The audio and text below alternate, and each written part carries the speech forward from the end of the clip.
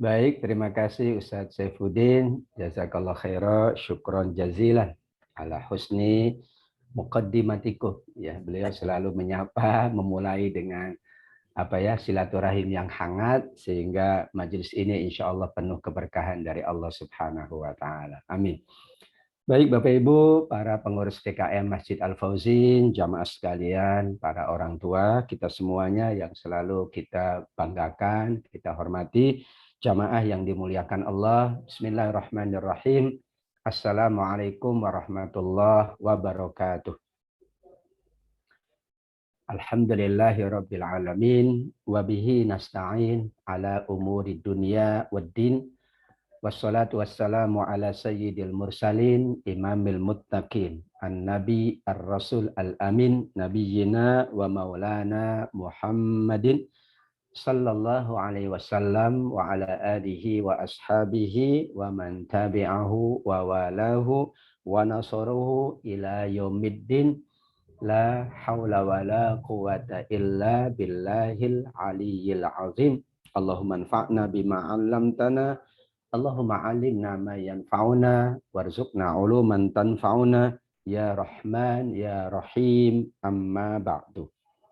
Alhamdulillah kita selalu memanjatkan puji syukur kehadirat Allah Subhanahu wa taala. Pagi hari ini Allah perkenankan kita untuk beribadah, untuk bersilaturahim, untuk bermajlis. Mudah-mudahan semua ibadah kita, amal soleh kita adalah yang terbaik untuk dunia kita, yang terbaik untuk kemuliaan akhirat kita semua. Allah catat sebagai catatan-catatan pahala yang semakin memperberat timbangan kebaikan kita di yaumil qiyamah kelak. Amin ya rabbal alamin.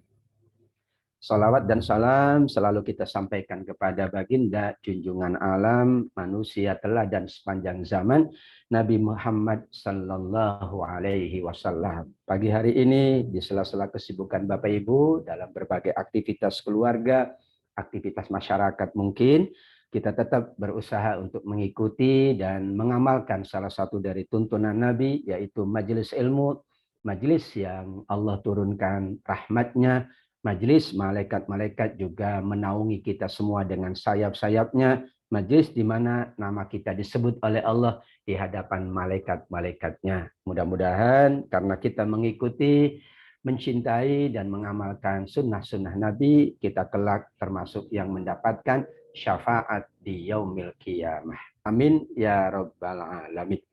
Baik, sebagaimana disampaikan Ustaz Saifuddin, tema kita adalah maqasid syariah. Maqasid artinya tujuan-tujuan. Bahasa Arab yang sudah jadi bahasa Indonesia. Maksud. Apa maksud dan tujuan Anda ke sini? Maqasid, maksud. Ya, jadi maksud, yaitu tujuan. Tidak mungkin syariat yang Allah siapkan. Syariat ada 3. Ada syariat tentang ibadah, ada syariat tentang akidah. Yang pertama, akidah, ibadah, dan akhlak.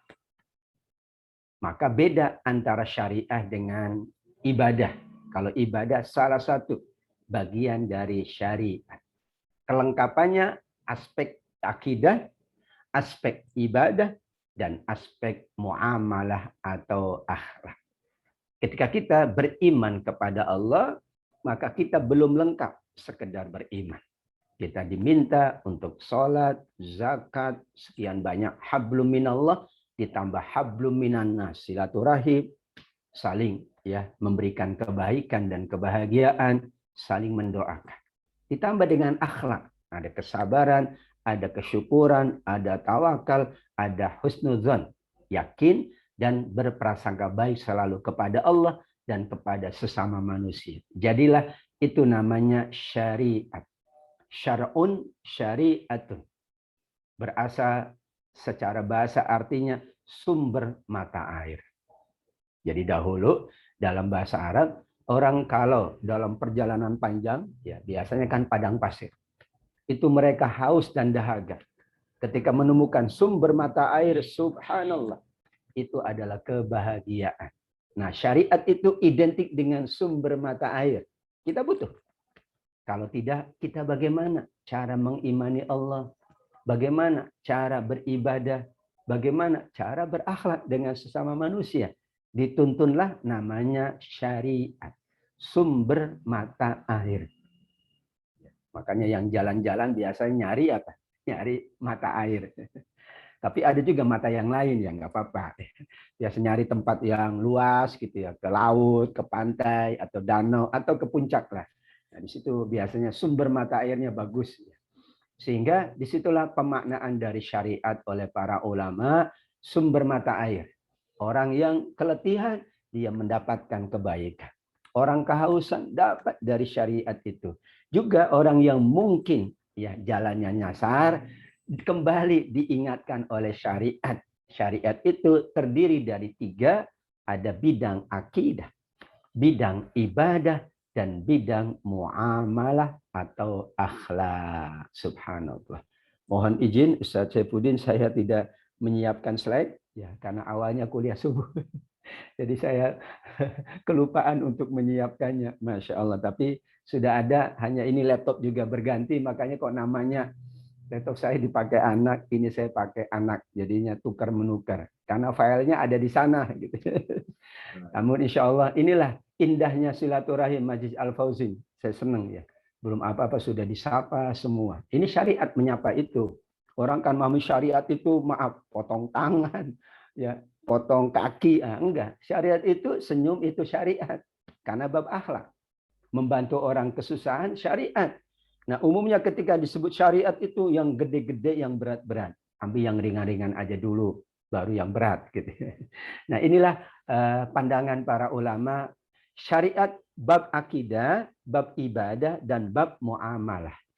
Nah, semuanya itu dipandu dengan maqasid, tujuan-tujuan, hikmah-hikmah, kepentingan-kepentingannya, tapi bukan kepentingan manusiawi, kepentingannya kepentingan ilahi. Dalam kenapa wajib beriman kepada Allah? Hikmahnya banyak. Orang kalau tidak beriman kepada Allah, maka dia tidak bergantung kepada Allah. Orang tidak beriman kepada Allah, maka ketika kesulitan bingung juga. Tapi kita karena beriman kepada Allah, ketika kesulitan ada tempat bergantung. Allahus Somad. Kenapa? Karena kita mengimani Allah. Ketika dalam keadaan ya ujian, karena kita beriman kepada Allah, kita yakin bahwa ada Allah, Allah lah tempat kita bergantung, Allah tempat kita beribadah, dan Allah tempat kita memohon pertolongan. Itulah maqasid, tujuan-tujuan. Ya, dan kita alhamdulillah dibimbing oleh Allah, dibimbing oleh Nabiullah bahwa kehidupan ini ada tujuan. Yang pertama, surat Az-Zariyat 56, wa ma khalaqtul jinna wal insa illa liya'budun. Tidaklah aku menciptakan jin dan manusia melainkan untuk beribadah kepadaku, kata Allah. Nah, ibadah ini dipahaminya bab akidah itu ibadah. Bab ibadah maksudnya pengamalan sehari-hari, rukun Islam, itu bab juga ibadah. Nah, akhlak ini ibadah. Nah, bukankah Bapak Ibu, semua yang kita jalankan berharap menjadi ibadah, karena kalau ibadah dinilai pahala. Momong cucu itu ibadah, Bapak Ibu, para eyang. Yaitu memberikan kebahagiaan pada anak. Atau meringankan beban anak mungkin karena dia ada tugas, anaknya kalau tidak diasuh oleh eyangnya, mungkin dia kemana-mana. Disitulah ibadah. Bahkan makan dan minum kita juga ibadah, insya Allah. Bapak Ibu, kalau ibadah kita ansih pada sholat, berarti kita amat sangat sedikit waktunya. Kalau ibadah ansih pada puasa, cuma setahun sekali yang wajib. Maka inilah namanya syariat itu segala yang dijalankan oleh kita. Kalau landasannya iman kepada Allah, mengharap ridha Allah, maka akan dinilai ibadah. Di dalam Al-Quran, u'budullah di masa awal bukan ibadah, tapi sembahlah Allah. Maka itu bagus ya kalau terjemah dulu kan, u'budullah, sembahlah Allah. Berarti kan babnya iman. Tapi setelah ada kelengkapan, Baru u'budullah, beribadah, salat, zakat, puasa, haji. Tapi u'budullah berikutnya adalah berakhlak mulia, karena Nabi mencontohkan. Ya, begitulah wa ma khalaqtul jinna wal insa illa liya'budun. Ibadah ini maksud awalnya adalah menyembah Allah, mengabdi kepada Allah, tunduk kepada Allah, sujud kepada Allah. Berarti iman ada pada u'budullah, liya'buduni, salat, puasa juga kul inna salati wa nusuki wa mahyaya wa mamati lillahi rabbil alamin. Al-An'am 162. Ini landasan dari maqasid syariah.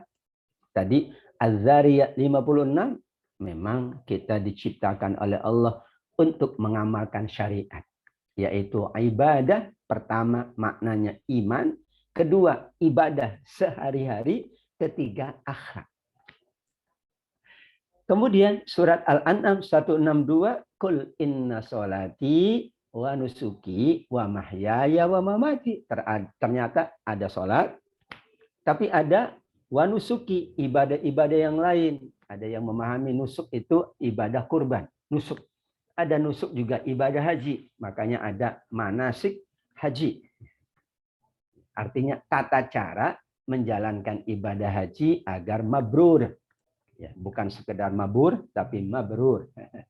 Ya, mabrur yaitu terbang. Maka orang dahulu mabrur semua karena nggak ada yang terbang. Ya, kan pakai laut, kan pakai ya kapal laut. Sekarang kan ada mabrur, ya ada yang mabur karena semuanya mengendarai pesawat terbang.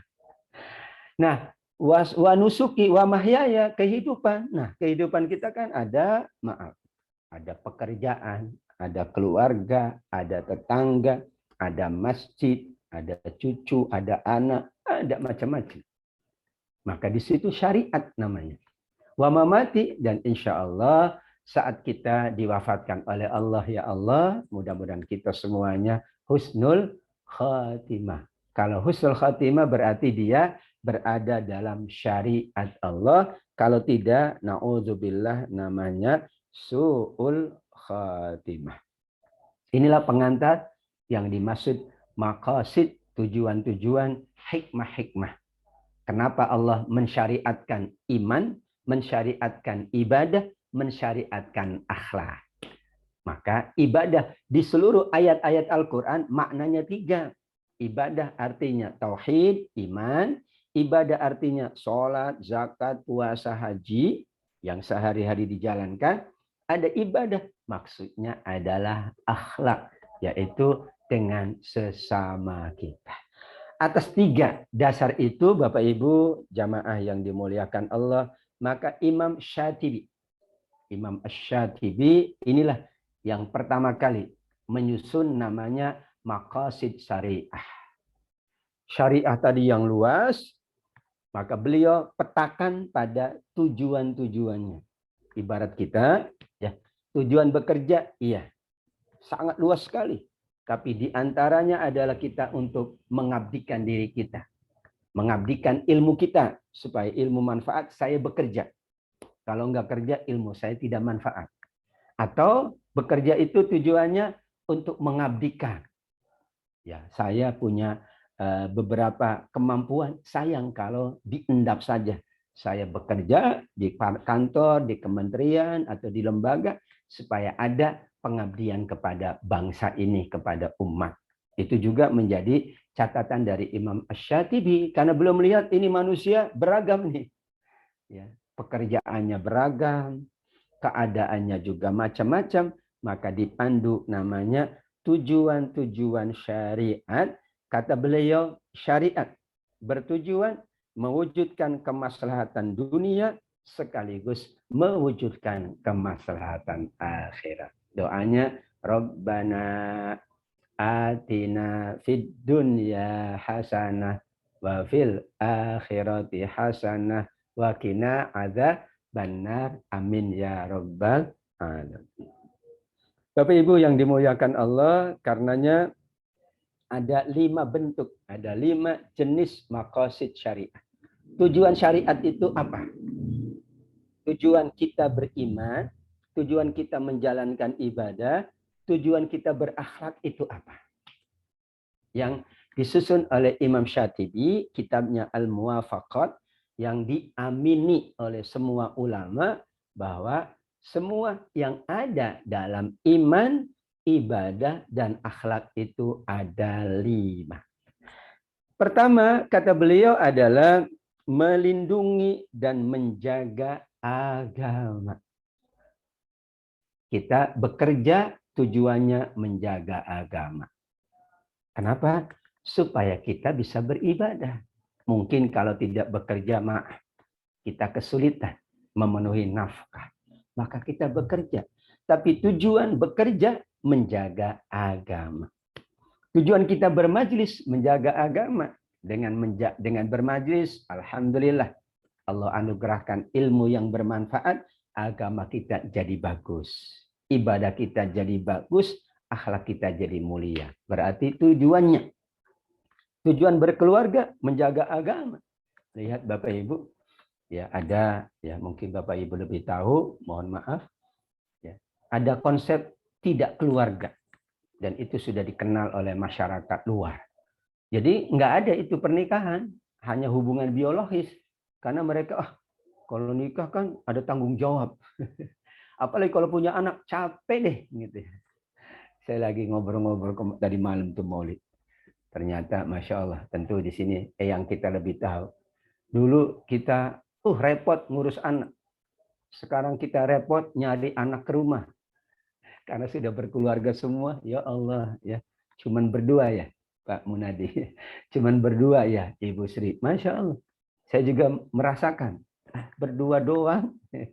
Ya kalau berdua dulu waktu muda, insya Allah bisa jalan keliling dunia. Ini sudah berdua, maaf, usia juga sudah nambah. Keliling dunia nggak mungkin berduaan, nggak ada yang bantu nanti, minimal ada guide lah gitu. Iya, ternyata dulu repot dengan anak. Sekarang kita pengen anak banyak di rumah, ditambah cucu, bahagia sekali. Itulah namanya berkeluarga aja tujuannya menjaga agama. Masya Allah. Hifzuddin, menjaga agama, itulah tujuannya. Penjagaannya ada 2. Nah, jadi 3 plus 5, masing-masing itu dibagi 2. 3, 5, 2. Gampang ya, insya Allah. Mohon izin Bapak Ibu, nanti slide-nya menyusul. Ya, jadi syariat itu isinya iman, akidah, ibadah, dan akhlak. Enggak lengkap kalau orang enggak punya akhlak. Berarti dia belum menjalankan syariat. Tapi cuman iman enggak sholat, berarti enggak syariat. Cuman sholat, tapi sholatnya bukan lillahi rabbil alamin, enggak syariat pula. Ya, sholatnya bagus, tapi akhlaknya enggak mulia, enggak syariat dia. Karena tujuannya enggak begitu. Allah gariskan supaya manusia itu mulia akidahnya, mulia ibadahnya, mulia pula akhlaknya. Dari 5, nanti baru 1, tapi dibagi masing-masing menjadi 2. Untuk menjaga agama, ada al-wujud, ada al-adam. Ada yang diperintahkan, tapi ada yang dicegah oleh Allah. Misalnya, tadi melindungi agama. Agar agama kita tegak, maka Allah perintahkan sholat, Allah perintahkan zakat. Kata Nabi, as-sholatu imaduddin. Sholat itu tiang apa? Agama. Nah, kalau agama sholatnya bagus, maka agamanya kuat. Kalau sholatnya rusak, agamanya runtuh. Faman aqomaha faqad aqomadi. Berarti yang pertama, dalam rangka menjaga agama, maka ada yang Allah perintahkan. Kita jaga agama dengan sholat kita. Sholat bagus, agama tegak. Sholat tidak bagus, agamanya akan runtuh. Karena tiang agama sholat. Bayangin, kalau nggak ada sholat, ya nggak ada agama. Apa bedanya, kata Nabi? Beda fulan dengan fulan, sholatnya, kata Nabi. Al-farqul ladzi bainana wa bainahum as-sholat. Bedanya memang sholat. Kalau kita ingin dikatakan beriman kepada Allah. Atau yang kedua, dengan Allah melarang berbagai hal agar agama terjaga. Maka ada sisi pencegahan. Tidak boleh mengucapkan kata-kata yang menggugurkan iman. Lisannya dijaga. Tidak boleh ada perbuatan yang merusak agama. Masya Allah, Bapak Ibu, kita Muslim, tapi kadang keislaman dicoret oleh umatnya. Umatnya berbuat yang tidak sesuai dengan kemuliaan Islam. Maka tujuan dari syariat, akidah, ibadah, akhlak, dalam rangka pertama menjaga agama. Menjaga agama Allah bagi dua. Dengan Allah perintahkan ibadah dan akhlak. Dengan Allah mencegah agar agamanya bagus. Yaitu mencegah dari perbuatan dosa dan maksiat. Lisannya dijaga. Jangan merusak agama lisannya. Ya, dalam dunia medsos ini banyak lisan yang merusak agama. Ya, agama dijelekan di depan umum, padahal agama dia sama dengan kita. Menjelekan orang tua kita depan umum. Menjelekan orang tua, menjelekan diri sendiri. Bahkan menjelekan orang lain, menjelekan diri. Memang yang menjelekan nggak lebih jelek. Nah, disitulah menjaga agama. Kita menjelekan orang lain, ya kita jelek. Yang menjelekan lebih jelek biasanya kan gitu. Tapi yang membaguskan lebih bagus biasanya kan gitu. Orang tua, wah kamu nak baik. Nah berarti orang tua baik. Orang dia juga mengatakan anaknya baik, maka orang tuanya baik. Tapi kalau mengatakan kamu nggak baik, bisa jadi dia lebih buruk dari yang dia katakan kepada orang lain. Caranya itu menjaga agama. Sholatnya ditinggalkan, ibadahnya. Karena di antara ciri kiamat, kalau tidak salah ya Ustaz Saifuddin, manakala tidak ada kumandang azan. Ya, manakala tidak ada yang mengatakan Allahu Akbar. Ya, manakala nanti kata Allah Subhanahu wa taala adha'us salat wattaba'us syahawat. Orang tidak mau salat lagi. Ya sudah, agama selesai. Karena perbedaannya pada salat.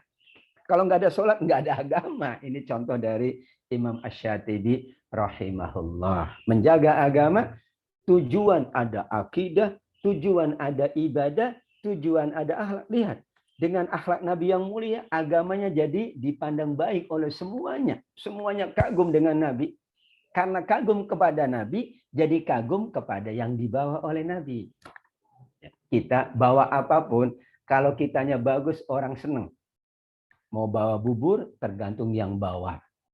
Mau bawa apalagi soto, tergantung yang bawa. Makanya sekarang desain sekarang itu orang jualan tuh tempatnya dulu bagus. Jadi ketika datang, oh bersih, ini insya Allah makanannya higienis. Kan begitu, karena lihat, wah tempatnya bagus gitu, apa ya. Terus kemasannya juga ini, kan kemasannya itu akhlak. Orang senang dengan agama ini karena akhlak dari Nabi. Orang berduyun-duyun itu karena akhlak. Lihat, jadi sekarang katanya sewa alam, mungkin Pak Gun lebih tahu.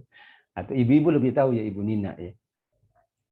Kalau kita mau ke restoran, saya lihat yang antrinya banyak, itu enak katanya. Padahal saya juga belum tahu. Pokoknya, wah antri enak. Kalau sepi, bisa dua. Mungkin mahal banget. Kalau nggak enaknya belum nyoba, saya gitu jadinya. Oh ini, wah nak, ini penuh nih, enak ini. Belum tentu katanya. Oh iya ya. Tapi kan yang antri banyak. Ya siapa tahu harganya murah, ya udahlah, kira-kira begitulah. Jadi artinya, ya orang berduyun-duyun karena kan, wah suasananya seneng ya, bayangkan. Orang rela antri, ya mungkin Ustaz Saifuddin lebih tahu ini makanan paling enak itu orang antri. Orang mau antri karena di situ makanannya, padahal yang jualan itu sama banyak gitu. Tapi kenapa antri itu ada ya di daerah apa namanya Jalan Sabang itu. Wah, yang datang maaf Bu, biasa saja, lesehan. Yang datang bermobil, mobilnya bermerek. Oh enggak ada ya mobil nggak pakai merek ya. Pokoknya maksudnya mobil mewah gitu ya, bermerek. Padahal nggak ada mobil, nggak ada merek ya ilegal, nggak boleh. Maksudnya wah mobilnya mereknya itu keren-keren gitu ya. Ya Alfa apa-apalah mereknya, saya nggak paham mobil-mobil mewah. Nah itu kan berarti memang syariat itu kemasannya juga. Sehingga menjaga agama dengan kita jaga sholat, jaga ibadah, nilai kita menjaga agama. Ya Allah, hamba sholat untuk menjaga agamamu. Ini maqasid syariah. Ya Allah, hamba tidak menjalankan maksiat untuk menjalankan agamamu. Dan disitulah kalau demikian kita sudah menjalankan tujuan agama, tujuan syariat namanya menjaga agama, maka inna dina indallahil Islam. Ali Imran ayat 19. Ya, supaya jelas bagaimana kita menjaga syariat dengan menjaga agama. Yang kedua, Bapak Ibu, menjaga nyawa, hifdzun nafsi. Nah, ternyata subhanallah, syariat ini mengatur agar jangan ada orang yang meninggal. Jangan ada hewan yang meninggal, yang mati. Enggak boleh. Kecuali takdir Allah lain. Ya. Kalau takdir ya udahlah. Tapi kan kita sudah jaga kesehatan, kita jaga protokol kesehatan. Ini menjaga syariat ini. Jadi saling menjaga kesehatan itu dalam rangka nawaitu kita ini tujuan syariat. Kalau enggak ada perintah untuk berobat. Wa iza maridtu fahuwa yashfin. Ini kenapa ada ayat apabila aku sakit, dialah Allah yang menyembuhkan. Asy-Syu'ara ayat 80. Hebat. Ada lagi ayat, ya, carilah karunia Allah. Al-Jumu'ah ayat 10. Fantasyiru fil ardi. Untuk menjaga apa? Menjaga nyawa. Lah, kalau tidak terpenuhi ya kebutuhan fisik, mungkin orang akan meninggal dunia. Asy-Syu'ara ayat 80. Allah yang menyembuhkan, tapi enggak jelek sembuh tadi. Tapi ada ikhtiar, berobat, minta rekomendasi dokter, minta tips gitu ya bagi yang tahu, nasihat-nasihat agar jiwa kita terlindungi. Masya Allah. Bapak Ibu, umur panjang itu bagus kata Nabi. Kalau dia menjaga betul-betul agar umurnya panjang. Jaga kesehatan, pola makan. Dan itu kata Nabi, sebaik-baik orang yang panjang umurnya, tapi panjang amalnya. Ya, man tala umruhu wa hasuna amalu, baik amal. Berarti umur panjang tujuan agama. Karenanya bunuh diri diharamkan oleh agama, enggak boleh. Allah mengharamkan. Bahkan luar biasa. Membunuh satu nyawa sama dengan membunuh semua manusia. Menyelamatkan satu nyawa sama dengan menyelamatkan semua manusia. Ada orang yang kalau tidak dibantu meninggal dunia, itu lebih utama dari ibadah atau itikaf 1000 bulan. Abu Dzar mengatakan, saya datang ke sahabatku, memenuhi kebutuhannya. Lebih aku sukai dari itikaf di Masjid Nabawi 1 bulan. Bayangkan Masjid Nabawi yang sekarang sulit. Masjid yang lain aja sulit, apalagi Masjid Nabawi. Tapi dengan menjaga nyawa, menjaga kesehatan, memenuhi kebutuhan saudara-saudara kita, namanya hifdzun nafsi, menjaga jiwa. Maka manusia tidak boleh disakiti, dilukai, apalagi dibunuh. Yaitu dengan konsepnya 2 tadi. Yang pertama adalah menjalankan tuntunan Allah, makan dan minum yang halal, yang thayyib. Yang kedua juga berobat, berusaha menjaga kesehatan. Yang ketiga, kalau ada perbuatan-perbuatan menghilangkan nyawa orang, ada hukumannya. Kenapa ada hukuman? Supaya nyawa orang tidak dianggap murah. Kalau nggak ada hukuman bahaya. Orang di jalan peng gitu ya. Nggak ada sebab dilukai, disakiti. Maka ada hukumannya. Kenapa ada hukuman? Supaya nyawa ini adalah anugerah Allah, nggak boleh dipermainkan. Bahkan yang masih dalam perut saja dijaga itu, apalagi yang sudah keluar perut, betul kan? Hamil, dijaga betul. Maka wanita hamil itu kemuliaan kata Nabi. Pahala berlipat ganda karena dia bersabar 9 bulan. Nah, ibu-ibu ngalami. Apalagi yang anaknya sampai 12, itu 12 kali 9 bulan kali 2 tahun. Kali banyak ya, kan mengasuh membesarkan sampai dewasa, sampai dia berkeluarga misalnya. Itu kan tidak mudah.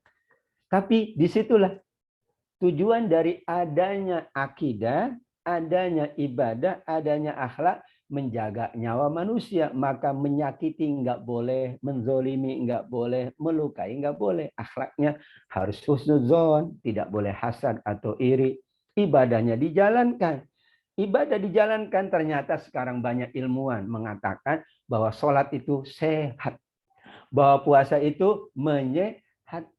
bahwa infak sedekah menyehatkan harta kita, yaitu mensucikan dari maaf ya kalau ada pelit atau bakhil. Berarti sehat. Luar biasa ya dalam rangka menjaga nyawa. Enggak boleh membunuh tanpa ada sebab, bahkan membunuh satu nyawa ya, disebut di surat Al-Maidah sama dengan membunuh semua manusia. Al-Maidah 32. Man qatala nafsan bighairi nafsin aw fasadin fil ardi faka'annama qatalan nasa jami'a. Masya Allah. Al-Maidah 32. Membunuh satu nyawa kata Allah sama dengan kalian membunuh hamba-hambaku semuanya. Menyelamatkan satu nyawa sama dengan menyelamatkan. Hebat ya. Satu nyawa itu dokter berbagai. Masya Allah hebat. Itu tujuan syariat. Ada orang mau ditabrak mobil, ya, itu kan menyelamatkan, itu mulia. Orang mau kelahiran, khawatir terjadi musibah, dibantu. Itu menyelamatkan. Sehingga tujuan syariat ini sangat mulia sekali. Orang kalau memahami agama dari tujuan syariat, kata para ulama, dia akan kagum dengan agama. Oh iya ya. Karena difahami, wah syariat ini berat, isinya itu nggak boleh ini, nggak boleh itu. Tapi tidak paham tujuan, sama dengan kita pulang kampung. Mudah-mudahan bisa ya, insya Allah tahun depan Ramadan. Amin. Ya. Tapi kampungnya Depok ya boleh terus ya. Saya udah kampungnya Depok, Ustaz, udah dari lahir ya. Ini orang tua kita kan memang udah dari awal Depok ya. Iya. Kan kita perjalanan panjang nggak ada masalah. Karena tujuan kita silaturahim. Bayangkan orang rela, antri, macet-macet. Kenapa? Tujuannya silaturahim. Mulia kan? Sama juga. Seseorang mungkin akan berusaha dengan maksimal. Tujuannya menyelamatkan nyawa satu orang. Berbagai dokter itu dipanggil. Maaf, ada kecelakaan. Dalam tanda kutip, kita masih belum katakan meninggal atau tidak. Maka dibawa ke rumah sakit dulu. Dokter akan cek dulu, udah meninggal atau belum. Kalau masih ada kemungkinan hidup, dijaga betul. Nah, hebat itu ya. Hebat itu agama kita. Masya Allah. Bayangkan, orang dalam tanda kutip ya sudah kecelakaan di pesawat, masih kemungkinan ada hidup, dibawa dulu ke rumah sakit, dicek dulu. Supaya dijaga nyawanya. Karena nyawa itu mahal, semahal-mahalnya. Untuk itu haram dan dosa besar adalah membunuh. Al-kabair qatlun nafsi bighairi haq. Di antara dosa besar ada durhaka orang tua, mengambil harta anak yatim. Nanti babnya mengambil harta anak yatim ini menjaga harta. Di sini menjaga nyawa adalah membunuh, itu dosa besar yang sangat dibenci oleh Allah. Cara yang lain adalah pencegahan tadi. Yang pertama tadi justru makan dan minum diperintah. Menjaga kesehatan diperintah agar bertambah usia di sisi Allah Subhanahu wa Ta'ala. Yang kedua, menjaga atau melindungi jiwa, nyawa manusia. Itu tujuan adanya ibadah-ibadah, adanya tuntunan akhlak, adanya haram membunuh, haram menghilangkan nyawa, supaya nyawa manusia itu terjaga dengan sebaik-baiknya. Tadi kalau memahami agama dari makosid, kita jadi wajar orang ini kok tujuannya mulia. Enggak apa-apa, banting tulang, banting setir, asal jangan banting piring. Karena tujuannya untuk memenuhi kebutuhan anak misalnya, mulia sekali. Supaya anak sehat, berkembang dengan baik, dan insya Allah dalam tanda kutip probabilitas untuk hidup lama itu besar. Kan sekarang kalau dalam dunia ilmu kesehatan atau ilmu yang lain, gizi itu kan kemungkinan usia hidup itu panjang gitu ya kan gitu. Kemungkinan itu sesuai dengan syariat. Jadi jangan udahlah kemungkinan usia pendek aja, enggak. Kita kemungkinannya usia panjang dulu. Tapi kalau Allah kehendaki itu lain hal. Disitulah. Yang ketiga adalah menjaga akal. Hebat. Ternyata dalam sholat itu Allah jaga akal kita. Karena akal kita nyambungnya sama Allah. Dikatakanlah sholat itu komunikasi dengan Allah. Wasta'inu bis sabri wassalah. Atau di surat Toha ayat 14. Wa aqimis sholata li dzikri. Dirikan sholat untuk mengingat Allah. Pakai apa mengingat? Ya pakai ini. Setelah ini baru pakai ini. Kan kita nginget nama anak kan pakai ini dulu. Baru disimpan di sini. Nggak ada mengingat anak pakai ini. Bingung. Aduh gimana ya? Ya ini. Menghafal Quran pakai ini dulu. Baru pakai ini. Dulu belajar ya. Kuliah misalnya. Kan pakai ini dulu. Baru dimasukkan ke sini. Ya, itu kan menjaga akal. Homer diharamkan supaya akal manusia tetap dalam keadaan bagus. Semua yang bertentangan dengan menjaga akal dilarang oleh Allah Subhanahu wa taala. Ya, maka ini juga luar biasa ya. Ya, ada banyak orang tua yang tetap dia pokoknya tetap belajar katanya untuk menghindari pikun. Saya wallahu alam kurang begitu tahu tapi ternyata faktanya betul. Maka dia tetap belajar gitu ya. Tetap berpikir, tetap mengingat anak, tetap memperhatikan anak, tetangga supaya dihindari kepikunan kata para psikolog. Termasuk nyetir katanya gitu ya. Nyetir itu juga akan menanggulangi kepikunan. Jadi kalau nyetir kan dia awas kiri dan kanan, tentu pelan-pelan gitu ya. Tapi ini kan cara syariat itu luar biasa. Karena akal adalah anugerah Allah yang khusus untuk manusia. Semua yang merusak akal dilarang oleh Allah, minuman keras, narkoba, ya. Kemudian juga mencari makanan, memilah makanan yang baik untuk perkembangan akal itu dituntun oleh Nabi. Kan gitu. Katanya dulu ini namanya katanya ya. Saya juga tidak tahu. Jangan makan ikan katanya. Padahal ikan itu bagus ya. Kenapa? Ikan kalau dipancing datang besok datang lagi, berarti dia mah suka lupa. Enggak ya. Justru ya, katanya ikan itu bagus untuk perkembangan nutrisi otak lah kira-kira begitu. Sehingga tadi menjaga akal pikiran. Maka semua yang membaguskan akal pikiran termasuk menuntut ilmu wajib. Bermajlis Allah naungi, Allah turunkan sakinah. Malaikat ya meletakkan sayapnya, nama kita diingat oleh Allah di depan malaikat supaya orang menuntut ilmu cara menuju surga lebih utama berilmu daripada beribadah, misalnya dikatakan oleh para ulama pula. Kenapa Allah angkat derajat orang yang beriman dan menuntut ilmu atau berilmu pengetahuan? Kenapa? Supaya orang betul-betul beragamanya dengan ilmu. Bukan katanya apalagi pakai pemaksaan. Pokoknya begini, tidak.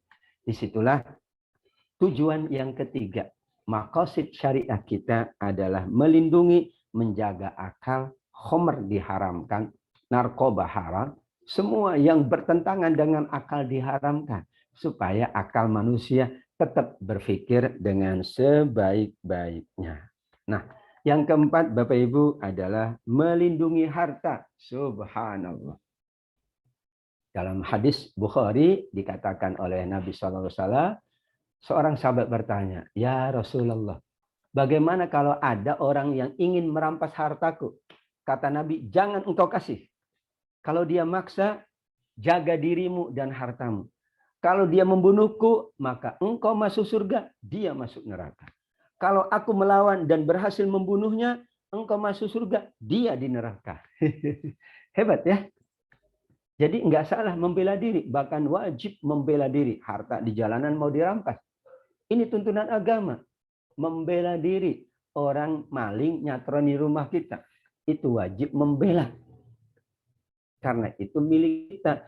Kalau kita melawan dan kita menang, kita surga, dia tetap neraka. Kalau kita yang kalah, kita surga, tetap dia neraka. Karena Nabi mengatakan itu. Bisa jadi kan kamu kalah karena dia lebih hebat. Tapi melindungi nyawa, man qatalahu duna malihi fahuwa syahid.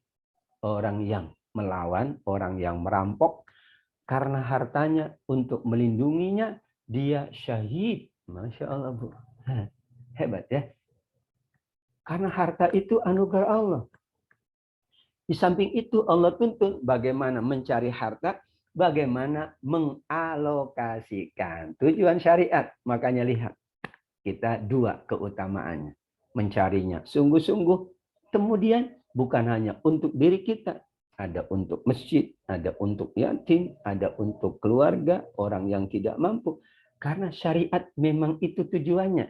Kita berharta bukan untuk diri sendiri, tapi ada hak orang lain yang Allah gariskan. Dan supaya ternyata dengan begitu, harta kita bukannya mengecil, berkurang, bertambah. Mana qasad shadaqatu mimma. Coba lihat. Tiap pagi malaikat berdoa. Ya Allah, berikan tambahan, ganti yang baik bagi orang berinfak. Dan binasakan harta bagi orang yang pelit. Ini malaikat yang doa tiap pagi. Ini syariat, subhanallah.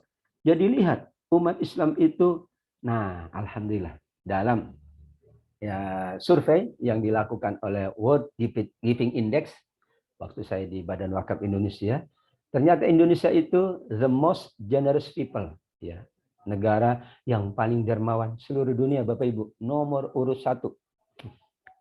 Bayang aja lihat, di tengah jalan ada, dermawan banget kita. Negara lain nggak ada itu. Ada parkir, udah ada yang resmi, ada yang ya dermawan banget gitu. Ya. Kalau sebelum ke Al Fauzin kan ya ada, nah itu pertigaan. Nah, jadi memang ya belum lagi kencelengan kita itu nggak ada di tempat lain, kencelengan yang beredar gitu ya, kotak-kotak amal, masya Allah. Ini sebetulnya ujian kedermawanan yang paling sederhana. Tapi tentu ya dengan teknologi kan bisa transfer dan sebagainya. Tapi Indonesia dinobatkan negara paling dermawan nomor 1 seluruh dunia. Padahal indeksnya kita tidak terlalu tinggi gitu ya, indeks ekonomi. Tapi itulah dermawan. Karena infak sedekah itu tidak melihat harta. Tapi yang dilihat adalah ini merupakan cara kita mendapatkan keberkahan pada harta. Maka harta dilindungi. Jual beli pun diperintah oleh Allah. Fantasyiru tadi. Mencari rezeki diperintah. Nah, ada hukuman bagi pencuri. Supaya harta orang itu dijaga. Tidak boleh mengambil. La ta'kulu amwalakum bainakum bil batil. Jangan memakan harta sesamamu dengan cara yang batil. Waduh. Ya, surat Al-Baqarah ayat 188 atau An-Nisa 29. Jangan mengambil harta orang lain dengan cara batil, memaksa, memeras ya, yang bukan haknya. Kenapa? Harta ini mulia, Bapak Ibu. Dengan harta orang mulia, tapi bisa jadi karena harta orang hina di mata Allah Subhanahu wa taala. Untuk itu syariat menuntut.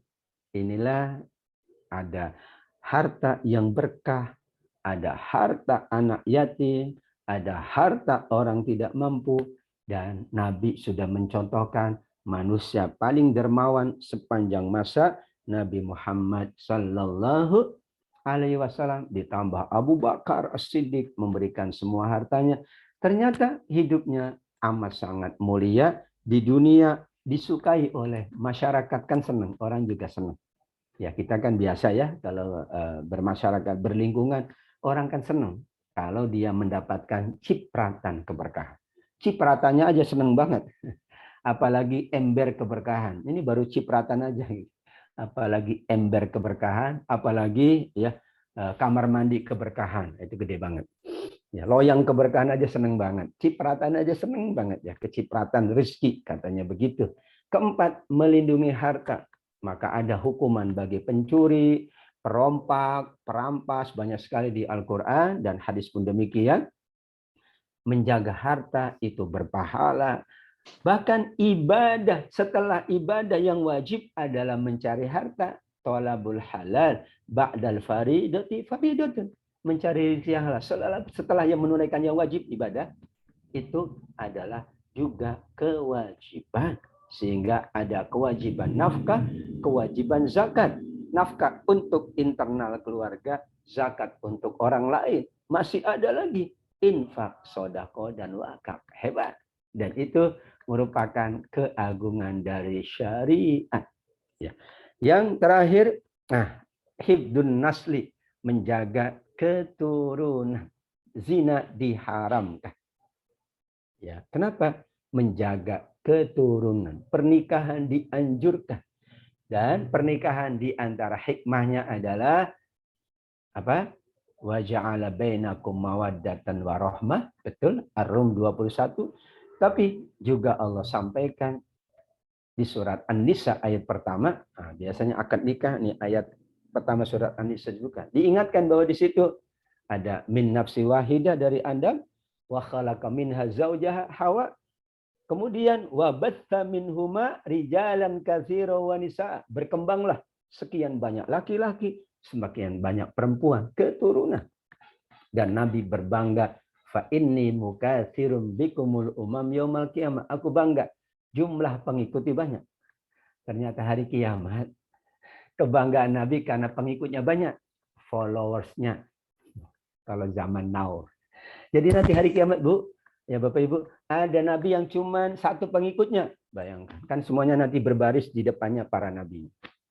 Dan ternyata, wa ana aktsaruhum taba'an yaumal qiyam. Kata Nabi, aku alhamdulillah paling banyak pengikutku. Karenanya, memang itulah di antara hikmah pernikahan. Berkembang biak keturunan. Karena itu juga perintah Allah. Maka ada negara ya atau masyarakat yang tidak mau menikah itu. Karena tadi repot ngurusin lah. Syariat kan tenang. Tujuannya kalau setelah kita wafat ada yang melanjutkan. Nah kalau kita wafat siapa yang melanjutkan? Nggak ada. Hartanya juga terbengkalai. Aduh ini gimana ya? Dengan adanya keturunan, kalau tidak kita angkat anak dari yang lain, kalau tidak kita ngasuh anak yatim, supaya kita mendapatkan pahala jariah dari Allah. Menjaga keturunan, zina diharamkan. Menjaga keturunan, pernikahan dianjurkan. Menjaga keturunan, ada bakti orang tua, ada kewajiban orang tua kepada anak. Menjaga keturunan, anak dididik dengan baik. Kullu mauludin yuladu alal fitrah. Menjaga keturunan, ada yang dicegah. Tidak boleh anak itu dibiarkan punya pergaulan yang tidak bagus. Menjaga keturunan agar dari kita bagus, selanjutnya bagus. Bahkan memilih calon di antara faktornya nasab keturunan. Ya kan, ada faktor agama, faktor harta, ya faktor penampilan, kegantengan, kecantikan, ada juga faktor nasab. Kenapa? Nasab pengaruh. Kita baca surat Ali Imran ayat 34. Dzurriyyatan ba'duha min ba'd. Keturunan yang satu mempengaruhi keturunan berikutnya.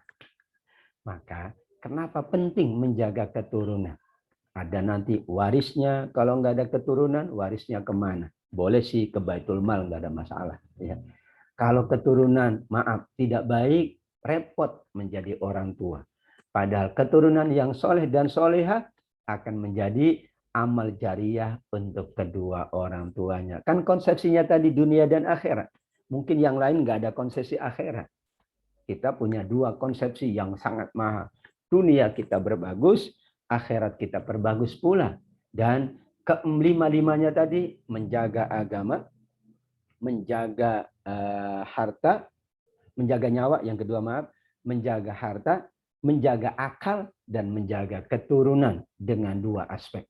Ada perintah-perintah Allah untuk menjaga kelima-limanya, ada larangan Allah, termasuk ada hukuman, ya ada sanksi. Kenapa? Supaya dijaga betul. 5 itu, dan 5 itu adalah ketetapan dari Allah, tentu berdasarkan pandangan para ulama dari ayat-ayat Al-Quran, dari hadis-hadis Nabi Sallallahu Alaihi Wasallam, namanya maqasid asy-syariah. Jadi memahami agama dari aspek maqasid itu akan membuat orang semakin kagum, semakin cinta. Kenapa? Oh iya. Kenapa dilarang? Oh ini. Ya kalau dulu bahasa Bang Haji Roma Irama, kenapa? Nah, ternyata kan dijawab. Itu ya itu kecelakaan gitu ya.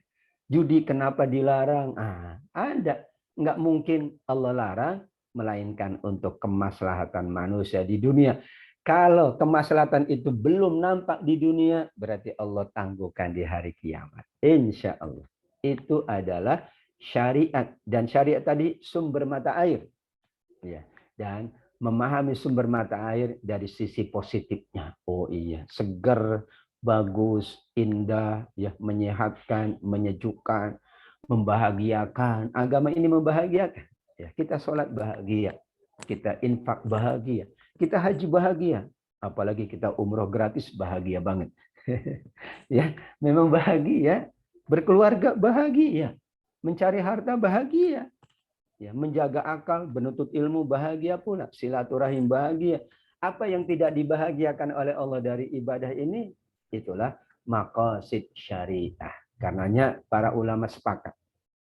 Yang sudah kita bahas dahulu tentang uruf, maka syadud dzara'i, masalah itu ujung-ujungnya adalah dalam rangka memenuhi tujuan-tujuan mulia dari syariat, agama terjaga, nyawa terpelihara, harta juga terlindungi, akal pikiran juga menjadi lebih bagus, dan keturunan pula terjaga, sehingga insya Allah kelima-limanya itu dunianya akan baik, akhiratnya pula akan baik. Kita tidak cukup hanya agama. Kita butuh harta, iya. Kita butuh anak-anak, iya. Kita butuh juga keturunan, iya. Kita butuh akal, iya. Bagaimana menotok kehidupan kalau akalnya sudah rusak?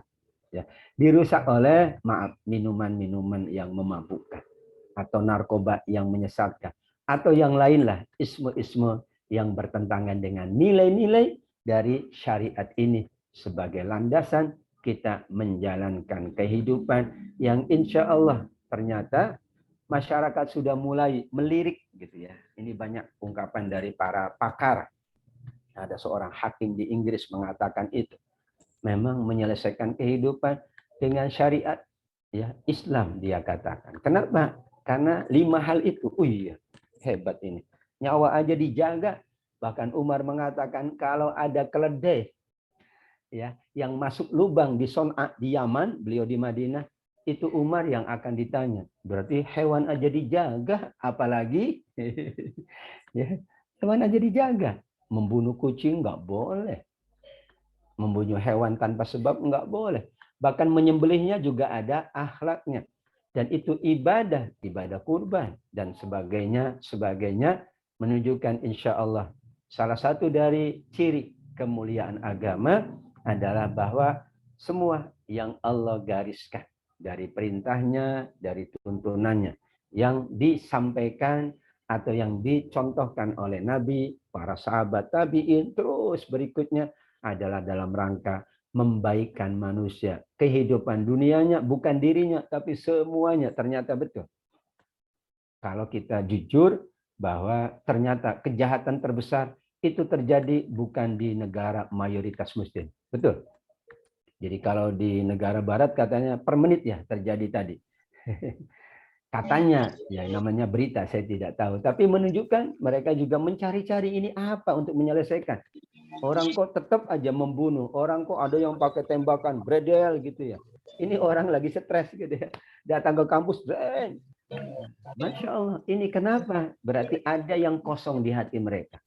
Maka disinilah sesungguhnya kemuliaan dari syariat ini harus dipandang dari berbagai aspek. Jangan kemudian dipandang dari satu aspek saja, sehingga orang jadi tidak suka dengan Allah, tidak suka dengan Rasulullah Sallallahu Alaihi Wasallam. Demikian Bapak Ibu, sudah 50 menit lebih ya, Ustaz Saifuddin, apa yang dapat saya sampaikan tentu masih ada ya pandangan-pandangan dari Bapak Ibu, sharing dan sebagainya. Biasanya kita begitulah, ini menjadi ajang silaturahim. Kita ingin silaturahim ini ya dapat kita jalankan dengan sebaik-baiknya. Insya Allah ini kan media yang paling efektif ya, karena keadaan memang untuk bertemu langsung masih belum memungkinkan. Namun melalui wasilah silaturahim online ini kita insya Allah selalu menjaga, saling mendoakan, saling mengingat, dan saling menyapa agar terjalin ukhuwah kebersamaan dalam rangka kita menjunjung tinggi kemuliaan-kemuliaan di sisi Allah, di sisi baginda Rasulullah Sallallahu Alaihi Wasallam. Demikian Ustaz Saifuddin dan Bapak Ibu semuanya, pengurus Masjid Al-Fauzin, mudah-mudahan bermanfaat. Saya mohon dimaafkan apabila ada khilafat. Wahadanallahu wa iyyakum ajma'in wal afu minkum. Wassalamualaikum warahmatullahi wabarakatuh.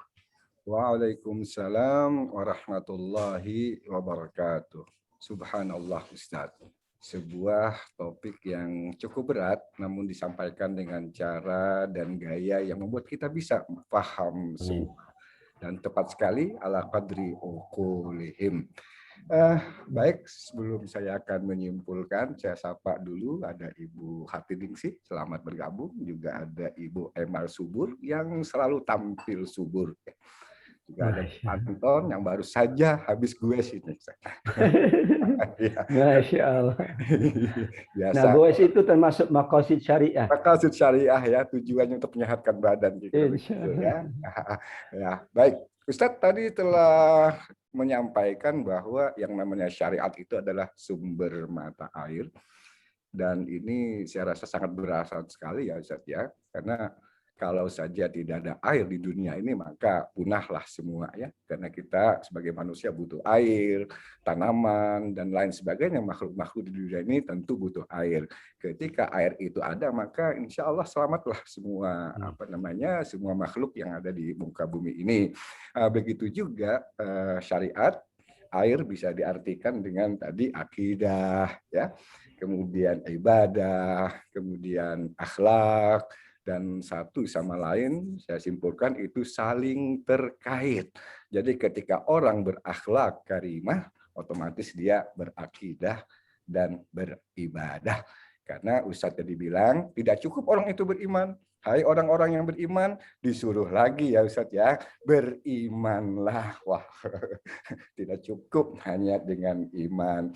Begitu juga tadi Ustadz telah menyampaikan bahwa tujuan daripada syariah ini sebagaimana yang disampaikan oleh Imam Asy-Syatibi antara lain adalah menjaga agama, hifdzuddin. Saya rasa apa yang saya sampaikan tadi bagian daripada menjaga ad-din agar kita paham semua tentang tujuan syariat. Kemudian menjaga nyawa ya. Tidak boleh kita disentuh, apalagi sampai melukai tanpa ada alasan yang pasti. Ketika kita tidak mau disentuh dengan cara yang tidak benar, tentu orang lain pun tidak bisa pasti sama dengan kita. Kemudian yang ketiga adalah menjaga akal. Ya, segala sesuatu yang bertentangan dengan akal tentu diharamkan. Tadi telah dicontohkan tentang narkoba. Ya, ternyata ada lebih parah lagi dari narkoba, Ustaz. Ya, Apa itu? narkolima. Iya, Oh narkolima itu gitu. seperti pornografi ya, Oh iya betul. dan lain sebagainya. Bahkan ini di dunia anak-anak ya, SMP dan SMA itu sudah seperti konsumsi ya Ustadz. Mereka tidak narkoba tetapi narkolima, dan ini sangat lebih berbahaya dampaknya daripada narkoba. Itu yang saya dapatkan info sekilas. Kemudian menjaga harta, tentu tadi Ustadz bilang yang penting adalah dari mana harta didapat dan kemana harta itu dibelanjakan. Tentu harus bisa dipertanggungjawabkan. Kemudian menjaga keturunan. Ya, menjaga keturunan kita butuh nasal, butuh keturunan agar Nabi itu bangga ya dengan umatnya yang begitu banyak di hari kiamat nanti. Begitu juga makanya ada pernikahan dan lain sebagainya. Baik, Ustadz, silakan Ustadz, mungkin ada yang mau diminum dulu atau dicemil dulu, maklum. Langsung saja, ini saya sudah sambilan. Oh begitu ya. Jadi kalau ada yang mengatakan bahwa semua agama itu baik, ya ternyata kalau ditinjau dari sudut tujuan tentu tidak sama, Ustaz, ya. Luar biasa agama yang harus kita jaga ini. Baik Bapak Ibu sekalian, silahkan bagi ingin yang berinteraksi dengan Pak Ustadz, ingin bertanya langsung atau ingin bertanya melalui ruang chat, ya silahkan, atau melalui lewat HP saya juga tidak ada masalah, karena tujuannya sama, adalah bagaimana pesan yang disampaikan bisa sampai kepada Ustadz. Silahkan.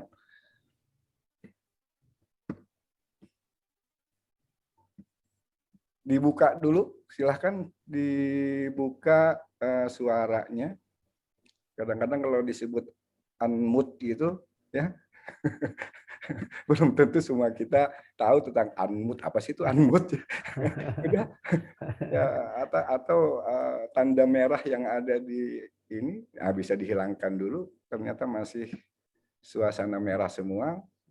Ada Pak Gunardi yang sudah ternyala berbuka. Boleh. Monggo Pak Gun. Monggo. Sebentar. Ya. sebentar, ada trouble sebentar. Jadi gelap gulita nih Pak Gun.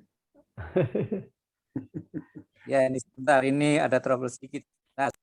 Nah, termasuk yang dilakukan Mas Angga itu menjaga akal, menyiapkan YouTube-nya gitu ya. Barakallah Mas Angga. Monggo Pak Gun. Matur nuwun. Assalamualaikum warahmatullahi wabarakatuh. Waalaikumsalam warahmatullahi wabarakatuh. Saya kira hari ini satu pelajaran yang menarik, itu membuka cakrawala, sebetulnya bukan baru tetapi mengingatkan kita. Nah, Ustadz, saya ingin mungkin lebih mengelaborasi gitu ya tentang menjaga agama gitu.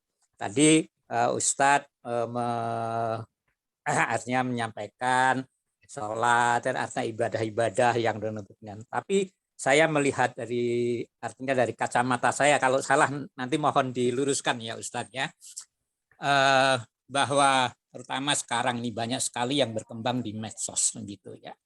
Yang untuk ini kita juga kadangkala reaktif ataupun juga proaktif itu, mohon saya Bu, ini agak sedikit pekan gitu. Kadang-kadang itu nggak sadar kita menjelek-jelekkan keyakinan umat lain gitu ya. Nah, ini yang kemudian ada dari aksi, ada reaksi yang akhirnya itu kemudian berkembang menjadi hal yang sebetulnya akhirnya kacau lah dalam quote and quote saya. Nah, saya memahami ini yang untuknya apakah itu laku kita yang kadang-kadang menjelekkan pada penuntut ini sebetulnya justru tidak produktif di dalam kita menjaga agama itu. Karena saya tidak hafal, yang untuk ini salah satu yang diinikan itu, janganlah kita menjelek-jelekkan sesembahan mereka supaya mereka tidak kemudian nanti akan menjelek-jelekkan sesembahan kita. Nah, ini juga pada artinya pengertian saya, sesembahan dari keyakinan orang lain itu bagian daripada menjaga agama kita. Nah, itu ini mohon maaf, ini apa yang saya sampaikan mungkin tidak runtun ya untuk ini, tapi moga-moga ditangkap oleh Ustadz-nya. Atur nuwun, monggo elaborasi lagi. Ya, Ustadz silakan. Baik. Langsung saja insya Allah. Ayat 108 surat Al-An'am tadi yang disampaikan Pak Gun betul. Janganlah kamu memaki sembahan-sembahan, memaki Tuhan-Tuhan, memaki tata cara peribadatan mereka. Karena dengan demikian, nanti mereka akan membalas dengan cemoohan, cacian-cacian.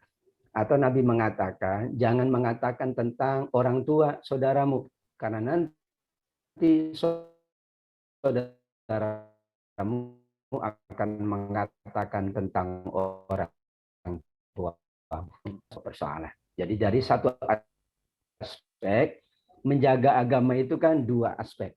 Pertama adalah menjalankan semua yang Allah perintahkan. Yang kedua adalah bentuk pencegahan. Pencegahan itu kan tindakan preventif. Salah satu tindakan preventif adalah kita memikirkan akibat dari apa yang kita lakukan. Kita menghina orang, kalau orang tidak terima, kembalilah dia menghina kita. Akhirnya tidak ada ya ujung dari persoalan. Maka bertambah memuncak dan dua-duanya semakin diperburuk. Dan itu dikatakan oleh Imam Ghazali, memang di antara belitan iblis itu adalah orang akan menghina orang lain, menghina apapun, nasabnya, keturunannya, menghina penampilannya, sampai kepada menghina agama, menghina keyakinannya. Dalam konteks ini sesuai dengan surat Al-An'am adalah merupakan perintah Al-Quran. Manakala kita mendengar keburukan tentang agama, tentu ada saluran yang lebih tepat. Dan memang dilindungi oleh undang-undang, setiap orang tidak boleh ya menghina apapun agama yang itu sudah diakui. Sehingga kalau ada kita dengar misalnya, ya kalau dulu kan ada yang menghina Nabi, ada salurannya. Secara hukum tentu kita menolak orang menghina Nabi kita. Tapi jangan menghina yang lain pula, karena akan tidak menyelesaikan tadi. Jadi konfliknya itu ya nggak selesai. Maka ada cara yang lebih bijaksana. Pertama, demi menjaga agama kita. Yang kedua, demi menjaga kehormatan dari setiap agama yang ada. Dan tentu ya dalam tanda kutip bahwa kita punya kewajiban untuk melindungi agama dengan cara yang sesuai dengan kemuliaan agama. Misalnya kan ada anak nih ya, menghina orang tuanya, maka caranya bukan dan menghina orang tua yang sama, tapi kita panggil anak itu, nak, kenapa kau melakukan itu? Apakah kamu lebih baik dari dia? Apakah kamu ya tidak mau atau kamu juga setuju? Ini ada hadis Nabi menarik sekali. Ada orang yang ingin jadi muslim yang baik, tapi dia minta dispensasi. Kata dia, ya Nabi, izinkan aku tetap boleh berzina. Kata Nabi, ya sudah, silakan aja. Tapi saya ngasih nasihat. Nah, ini bahasa Nabi yang sangat bijaksana. Apa ya Nabi nasihatmu? Sekarang coba kamu pikirkan deh.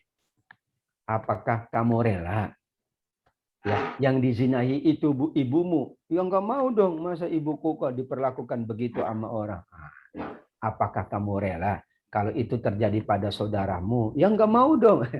Sekarang kira-kira posisimu seperti itu. Ya akhirnya dia mikir, oh iya ya, orang lain nggak mau digituin, maka jangan kita menggituin orang lain. Ini bahasa Nabi luar biasa, sangat bijaksana. Karenanya insya Allah dalam tanda kutip, ya penghinaan agama adalah merupakan hal yang sangat terlarang di dalam agama kita dan juga di dalam hukum yang berlaku dalam negara. Hifdzuzin dalam rangka menjaga agama. Kita perkuat iman dan takwa kita, itu menguatkan agama. Karena imunitas keimanan lebih tinggi sebetulnya daripada tadi ya tindakan-tindakan yang spontanitas. Karena dikhawatirkan memperkeruh suasana. Tapi kalau orang ya sudah biarin aja, memang dia begitu orangnya gitu ya, kalau dalam tanda kutip. Tapi kita perkuat, insya Allah tidak ada yang terpengaruh. Dia juga lama-lama kok nggak ada yang nyahut ya. Kalau nggak ada yang nyahut di era medsos itu ya selesai. Tapi kalau banyak yang nyahut jadi gede dia gitu ya. Ada pula bahasa begitu. Kalau semuanya diem, oh berarti orang nggak bereaksi ya.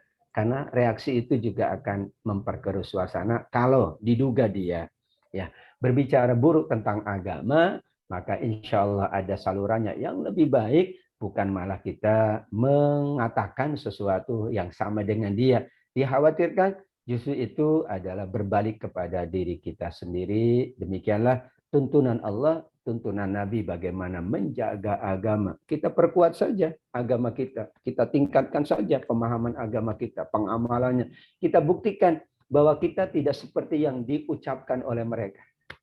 Makanya dikatakan ya Ustaz Saifuddin, lisanul hal aqwa min lisanil maqal. Jadi pembuktian secara real itu lebih kuat daripada ucapan lisan. Kita dikatakan kamu ini pokoknya begini. Ya udah, kita buktikan ternyata enggak. Orang akan melihat ternyata enggak. Katanya Islam itu teroris. Ternyata enggak. Ya, itu juga bagian dari pembuktian bahwa insya Allah kita dituntun oleh agama kita dengan 5 tadi, maka kita berusaha yang terbaik untuk juga mensikapi apapun yang terjadi dari perjalanan-perjalanan kehidupan beragama, kehidupan bermasyarakat di dalam bingkai negara kesatuan Republik Indonesia. Itu saja Pak Gun, terima kasih banyak. Wallahu a'lam. Pak Gunardi, tidak ada tambahan atau Ustaz. sudah memuaskan? Sudah cukup? Sudah cukup ya? Baik. Saya kira sudah cukup. Saya. Kira-kira Pak. Baik Pak Gun, terima kasih atas pertanyaannya, juga Ustaz Taufik Lutfi atas jawaban yang telah diberikan. Memang Ustaz ya, kalau di dalam agama kita itu memang kalau ada orang yang menyakiti kita, boleh kan kita menyakiti dan membalas. Ya. Orang menghina kita, boleh kita juga menghina kembali gitu ya, dan seterusnya dan seterusnya. Tapi kan ternyata tidak menyelesaikan masalah ya Ustaz ya. Karena kekerasan dibalas dengan kekerasan akan menambah volume kekerasan itu sendiri, sebagaimana Ustadz sampaikan tadi. Dan memang beredarnya media sosial saat ini tuh membuat orang sangat bebas sekali untuk berujar ya, untuk mengatakan sesuatu yang sebenarnya tidak sesuai. Tetapi oleh karena itu ya memang ya hati-hatilah mengeluarkan ucapan ya, karena ucapan itu tidak bisa dihapus sebagaimana tulisan, kira-kira begitu. Iya, baik, sebelum ke yang lain saya ingin membacakan sebuah pertanyaan melalui ruang chat. Assalamualaikum, waalaikumsalam. Ustadz, bagaimana pendapat Ustadz mengenai ISIS? Wah, yang secara sekilas tidak sesuai dengan maqasid syariah, yaitu menjaga nyawa. Oke, Ustadz, silakan. Alhamdulillah. Ini jawabannya sudah ada, Ustaz Saifuddin. Tidak sesuai dengan maqasid syariah, salah satunya adalah menjaga nyawa. Nah, jadi tidak boleh dalam rangka menjaga agama itu menghilangkan nyawa. Karena itu alasan yang tidak bisa diterima. Kalau mau sempurna, maka lima-limanya dijaga. Sebagai contoh misalnya, orang untuk memenuhi hartanya dengan garong, ya nggak boleh. Atau dengan melakukan perbuatan yang asusila, ya nggak boleh. Sehingga saya setuju tadi, ya Mas Angga, bahwa ISIS itu kan nama. Nama itu bisa saja dibuat oleh orang. Tapi yang orang lihat bukan nama saja, tetapi apa yang dilakukan. Kalau prakteknya membunuh nyawa orang, ya secara apapun nggak boleh. Agama tadi melarang. Satu nyawa sama dengan seluruh nyawa. Jadi membunuhnya satu orang sama dengan membunuh semuanya. Menyelamatkan sama dengan menyelamatkan semuanya. Ini konsensus dari Al-Maidah 32. Berarti luar biasa Allah Subhanahu wa taala. Allah yang ngasih kita nyawa gitu ya, yang mencipta manusia, Allah Maha tahu. Enggak bagus begini, ya Allah juga Maha tahu. Maka manusia mengikuti tuntunan Allah. Sehingga diduga dalam tanda kutip ada sesuatu yang kita tidak tahu. Karena kalau dia mengatasnamakan agama, maka harus menunjukkan kemuliaan agama. Mengatasnamakan boleh saja dalam tanda kutip ya. Ini ruang yang terbuka mengatasnamakan. Tapi agama ada tuntunan. Al-Quran yang berbicara, hadis Nabi berbicara, ditambah sekian banyak ijtihad para ulama. Ketika kita telusuri, tidak ada yang membenarkan itu. Dengan alasan apapun. Misalnya, loh saya kan dulu dibunuh. Lah memang caranya kamu membunuh lagi. Oh tidak, itu serahkan kepada pihak yang berwajib, bertanggung jawab. Supaya tidak ada lagi nanti dendam-dendam yang berterusan enggak pernah selesai. Bahkan ada satu hadis Bukhari ini. Ada 3 orang yang semuanya dianggap oleh sahabat itu fisabilillah. Maka satu persatu Nabi telisik gitu ya. Ini yang satu, maaf, dia berperang supaya dikatakan hebat pahlawan. Nah, dia tidak di surga. Pada dia berperang, tapi tujuannya nawaitunya adalah agar dikatakan hebat. Yang kedua, ternyata dia dendam dulu keluarganya dibunuh, maka dia membunuh lagi. Ya, kata Nabi, ini bukan di surga, di neraka. Nah, yang sungguh-sungguh itu kalau dia untuk menjaga agama, barulah dikatakan fahuwa fi sabilillah. Mengatasnamakan agama bisa jadi dikhawatirkan malah mencitra burukan agama. Untuk itu, saat kita akan melakukan yang atas nama agama, kita baca Qur'annya terlebih dahulu, kita baca hadis Nabi terlebih dahulu, kita baca juga pandangan-pandangan para ulama kita yang mulia, sehingga insya Allah saat kita mengatakan ini agama, betul-betul memang berasal dari agama, bukan sekedar pengakuan atau hal-hal yang memang sesungguhnya bertentangan. Kehadirannya itu tentu satu aspek saja, tadi menyelamatkan nyawa sudah tidak dipenuhi. Mungkin ada aspek yang lain yang perlu ditelusuri, namun bagaimanapun, apapun namanya, apapun bentuknya, kembalilah kita kepada Allah, kembalilah kita kepada Rasul, dan para pewaris para nabi yang insya Allah itu akan menjadikan apapun yang dilakukan adalah sesuatu yang diridhoi oleh Allah Subhanahu wa taala. Itu tentang ISIS, Islamic State of Iraq and Syria kalau tidak salah ya. Itu tidak salah begitu. Ya, atas alasan apapun membunuh adalah haram. Kalau ya ada yang terbunuh, ada pihak yang berwenang untuk menyelesaikan. Dulu kan begitu ya. Makanya ada kisos. Kisos itu kan orang membunuh dibunuh, tapi yang membunuhnya bukan yang dibunuh gitu. Bukan keluarganya, nggak boleh. Itu namanya main hakim sendiri. Tapi ada lembaga atau pihak yang berwenang yang ditunjuk untuk menyelesaikan kasus per kasus agar kembali setelah kasus itu tidak ada kasus lagi. Jangan sampai kasus diselesaikan dengan kasus. Maka namanya berkasus. Maka bagus itu, mohon maaf kalau ada satu iklan gitu ya, menyelesaikan masalah tanpa Masalah. masalah kan gitu. Itu apa yang dapat saya sampaikan Ustaz. Fadal. Terima kasih Mas Angga.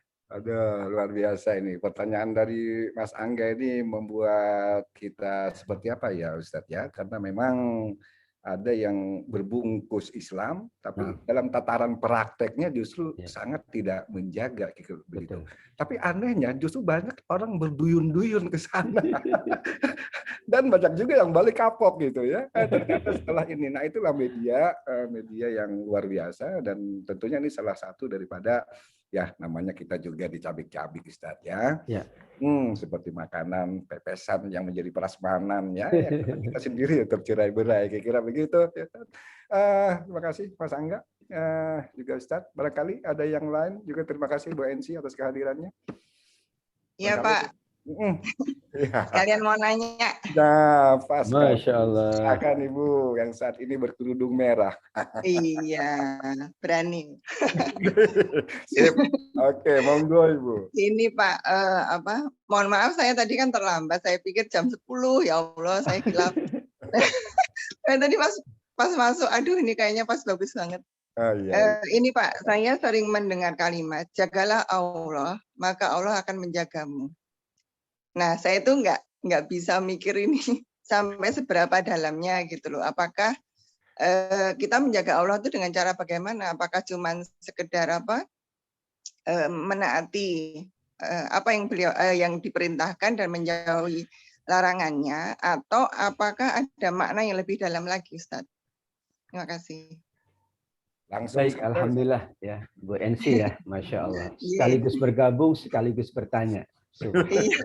Double. Itu pertanyaan lama soalnya. Oh gitu. Ini makosid syariah juga agar pertanyaan itu terjawab dengan tuntas, insya Allah. Baik Bu Ensi, terima kasih.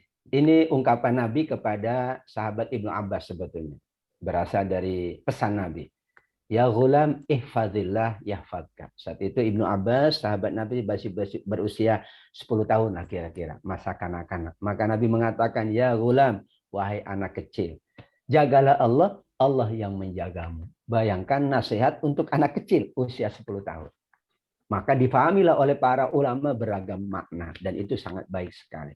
Yang pertama adalah ihfadzillah tajidu tujahaka. Yaitu betul yang disampaikan Bu Ensi, dengan menjaga semua perintah Allah, menjaga semua larangannya, berarti kita sedang menjaga Allah. Yaitu menjaga agama tadi yang urutan pertama. Tadi sholat itu menjaga Allah. Karena kalau tidak ada sholat, ya runtuh agama. Kalau runtuh agama, tidak ada beda antara Islam dengan yang lain. Orang sama-sama nggak sholat. Dan memang sholatnya kita itu luar biasa. 5 kali sehari, ada ruku, ada sujud. Yang lain ya. Memang begitulah tuntunannya. Sehingga ini luar biasa. Dan sudah dibahas secara ilmiah, kesehatan, dampak dari sholat, sujud aja sekian banyak, ya syarat-syarat itu terbuka dan sebagainya. Luar biasa, ditambah wudhu yang menyehatkan. Masya Allah. Itulah bab yang pertama. Menjaga Allah adalah menjaga komunikasi dengan Allah melalui ibadah-ibadah yang agung, terutama sholat-sholat kita. Yang kedua, menjaga Allah adalah dalam arti menjaga hamba-hambanya. Karena dalam hadis qudsi juga dikatakan, siapa yang hari ini, kata Nabi, memberi makan kepada Allah. Maka para sahabat mengatakan, bagaimana mungkin kami beri makan sama Allah? Allah lah Rabbul Alamin. Allah yang ngasih makan, kok kita memberi makan? Siapa yang hari ini menjenguk Allah? Kata sahabat, gimana kami menjenguk Allah? Allah kan Rabbul Alamin. Yang ada kita yang harus menjenguk Allah, dalam arti kita yang datang kepada Allah dengan ibadah. Maka kata Nabi, siapa yang memberi makan kepada orang miskin, dia telah memberi makan kepada Allah. Siapa yang menjenguk orang sakit atau orang kesulitan dan membantunya, dia sedang menjenguk Allah. Maka disampaikanlah oleh Nabi, sesungguhnya menjaga Allah itu juga menjaga hamba-hambanya. Karena Allah amat sangat sayang kepada hamba-hambanya. Saat kita menyayangi sesama, berarti kita sayang kepada Allah. Kalau digambarkan sebagaimana orang tua itu sayang kepada anak, kenapa?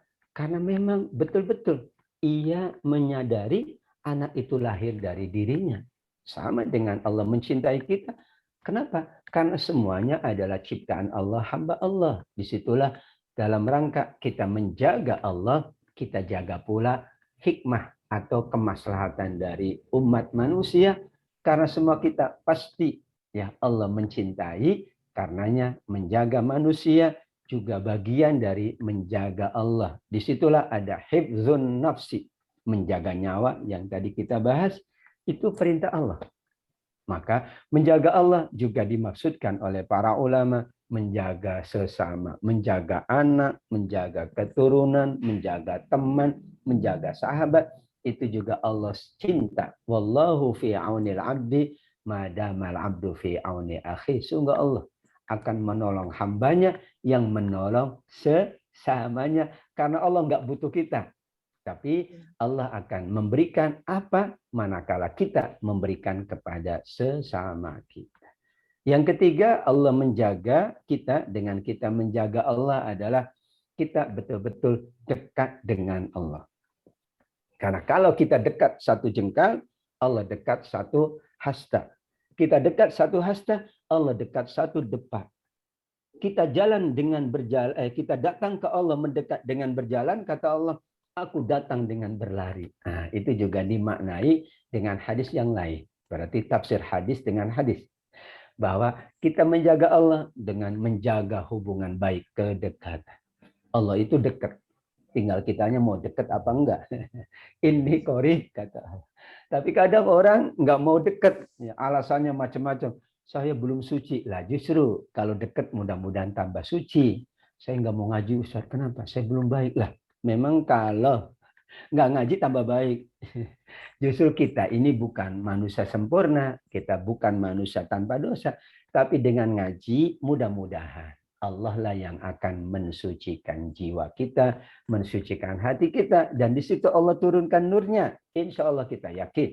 Selain dari pahala, Allah turunkan keberkahan, tapi mudah-mudahan cahaya Allah turunkan kepada kita. Bukan kita orang sempurna, tapi kita menginginkan peningkatan iman dan takwa, maka menjaga Allah dimaknai juga dengan kita mendekat kepada Allah. Sama dengan jaga orang tua kan mendekat. Saya jaga orang tua tapi nggak pernah datang. Nah, itu bukan jaga. Itu nunggu, ya itu nunggu warisan. Kalau warisan udah baru datang, nah itu nunggu warisan. Ya, jadi kalau mau menjaga orang tua, ya dekat. Orang tua sudah sepuh, sudah lanjut, ya dekat. Kemudian berkomunikasi, menyiapkan apa yang dibutuhkan. Dan Allah sangat cinta kalau kita dekat. Buktinya kalau dekatnya satu jengkal, satu hasta, satu depan. Berjalan, Allah berlari, seolah-olah memang menunjukkan Allah sangat cinta kepada hamba-hambanya. Itu 3 makna yang disampaikan oleh para ulama. Bagaimana kita insya Allah menjaga Allah agar Allah menjaga dunia kita, menjaga akhirat kita. Insya Allah. Demikian Bu Esni. Wallahu a'lam bishawab. Jazakallah khair, Ustaz. Baik, barakallah afan. Ya, Ustaz. Memang tadi juga sudah Ustaz sampaikan ya, segala apapun aktivitas kita, sepanjang itu aktivitas lahir dari sebuah ketulusan, dari niat yang tulus, inna sholati wa nusuki, sholatku, nusukku, hidupku, matiku, semua karena Allah, insya Allah Allah akan menjaga kita. Nah, dan ini sudah dibuktikan dalam sebuah sejarah, Ustaz, ya kan, ketika Nabi Adam diciptakan Siti Hawa untuk beliau gitu ya, terus beliau tidak menjaga larangan Allah ya, tidak menjaga kesenangan dan kenikmatan, akhirnya konsekuensinya adalah ya menjadi diturunkan dari surga, kira-kira begitu. Jadi kesenangan tidak terjaga, kenikmatan tidak terjaga. Nah, itu pun hibzun nasal dengan adanya perkawinan dan lain sebagainya. Ketika kaget juga Nabi Adam ya Ustaz ya, ketika ada lihat seorang makhluk berjenis kelamin wanita. Ya, makhluk asing ya. Iya, untung intervensi malaikat. Ntar dulu, jangan disentuh dulu, Adam, gitu ya, bayar mahar dulu, kira-kira begitu. Nah, ini dalam sebuah hadis yang barangkali perlu ditelusuri hadisnya nih Ustaz. Baik, terima kasih Bu Ensi dan Pak Gunardi, juga Mas Angga. Mungkin Pak Munadi satu lagi, atau siapa? Lagi ya, boleh ya. Oh, Ibu Subur, silakan. Baik. Assalamualaikum warahmatullahi wabarakatuh. Waalaikumsalam Maaf nih ditinggal-tinggal tadi ya, di banyak Iya, tamu di depan, Pak. tamunya Masya jauh-jauh Allah. lagi. Kalau nggak salah dia di atas meja makan ini. Iya betul, jadi lebih santai, bisa minum, bisa makan kue, itu ada kuenya loh Ustaz. Kan Bisa saya dilihat nggak Bu, nebak doang, Bu. isinya apa Bu, meja makannya? Saya kan cuma nebak, Monggo, Bu. Ustaz udah tahu soalnya, dia Oh, tahu ditebak. Ini Ustaz saya mau nanya, kan tadi disebutkan semua apa pekerjaan itu jadi jaga cucu apa itu kan termasuk dari Ibadah. makosid yang nomor 2 ibadah. Kalau misalnya kita kerja itu kan sebuah ibadah. Kalau ini apa-apanya kita mau kerjakan harus niat dulu. Kalau tanpa niat bagaimana? Apa itu tanpa niat dengan lillahi ta'ala? Apa kita masih itu dimasukkan ibadah atau apa dari konsinya dari Allah? Apa masih bisa dapat pahala ya tentunya mengharapkan pahala itu. Gimana Ustaz? Iya, silakan Ustaz. Bu Subur ringan pertanyaannya tapi jelemet gitu ya. Baik, Silakan Ibu Ustaz. Subur, luar biasa nih pertanyaannya. Ya, innamal a'malu binniyat. Yang dikatakan tadi sesuai dengan hadis Nabi, semua amal tergantung niat. Nah, amal itu ada 2. Ada ibadah mahdhah yang saklek, yang betul-betul dituntun A sampai Z. Ada ibadah ghairu mahdhah, ibadah sosial yang tidak dituntun A sampai Z-nya. Ngomong cucu tidak dituntun oleh Nabi A sampai Z. Maka dia bukan mahdhah. Sholat mahdoh, puasa mahdoh dituntun yang membatalkan ini. Kalau cucu enggak. Karenanya niatnya kata para ulama lebih kepada ibadah mahdoh. Kalau sholat wajib niat, enggak boleh, dan niatnya enggak boleh salah. Sholat ya lillahi ta'ala. Sedangkan ngomong cucu karena ini adalah aktivitas sosial, maksudnya kemanusiaan, maka cukup di dalam hati. Tidak terucap juga tidak ada masalah. Allah sudah Maha tahu. Orang kerja tidak tiap pagi saya niat kerja karena Allah. Kelamaan nanti ya ditinggal oleh bis rombongan. Demikian juga misalnya mau olahraga kelamaan. Karena itu dalam tanda kutip bukan ibadah mado. Kalau ibadah mado kan harus takbiratul ihram. Pokoknya A sampai Z-nya dituntun. Nah kita alhamdulillah. Makan yang tuntunannya yang penting halal. Cara makannya, meja makannya bentuknya bundar atau lonjong. Pakai sendok atau garpu yang sudah kita bahas dulu kalau tidak salah saya dia tentang al-urf. Ya, ini juga kembali karena di antara catatannya makosid syariah kan mengumpulkan semuanya, ada uruf, masolih, mursalah. Nah, sehingga insya Allah ngomong cucu ya karena kesibukan kita tidak sempat niat, tetap tujuannya dicatat pahala di sisi Allah karena dia membahagiakan anak, membahagiakan cucu. Dan insya Allah cucunya kan tambah senang. Karena dikasih banyak ya. Kalau cuman oleh orang tua kan dikasihnya cuman itu. Ditambah kakek nenek nambah lagi itu ya. Kalau orang tua ngasih 10, kakek neneknya nambah 20, berarti kan 30. Untung dia, untung banget itu. Maka dia senang datang lagi minggu depan karena insya Allah dapat lagi dan masing-masing bahagia.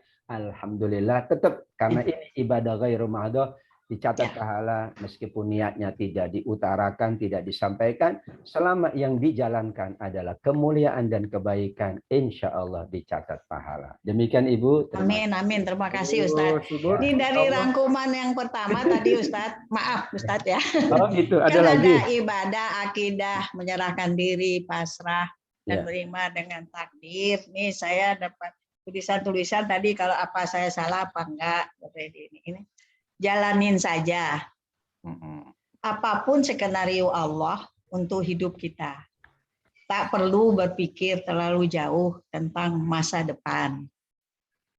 Dan sadari, bukan kita yang menggenggam waktu dan keadaan, tapi Allah yang mengatur dan menggerakkan.